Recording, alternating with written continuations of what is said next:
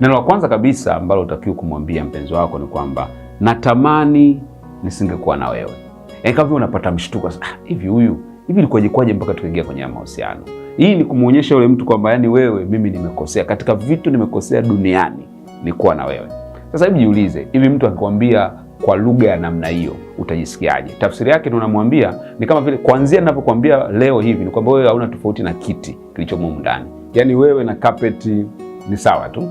Kwa hiyo unaposema natamani singekuwa na wewe ni kama lugha ya majuto kwamba yani kwa kweli sijui kwa nini nimekuwa na wewe. Ni kama kumwambia vile ondoka, yani sikuhitaji lakini nifanyeje? Yani umeniganda tu, umening'ang'ania lakini mimi sikuhitaji kabisa. Kwa hiyo hii lugha inawezekana ikawa ni ya kawaida, ni rahisi, lakini ina tafsiri pana na kubwa sana. Kwa hiyo unapomwambia mpenzi wako, yani natamani nisingekuwa, au natamani nisingeolewa na wewe, natamani nisingekuwa, au hivi ilikuwaje kwanza mpaka tukawa wote. Hii lugha hii huwa inasababisha matatizo makubwa sana kwenye mahusiano. Na kuna watu ambao mpaka wameachana, upendo wao umepoa na sasa hivi hawezi kuelewana tena kwa sababu tu ya sentensi ndogo kama hii.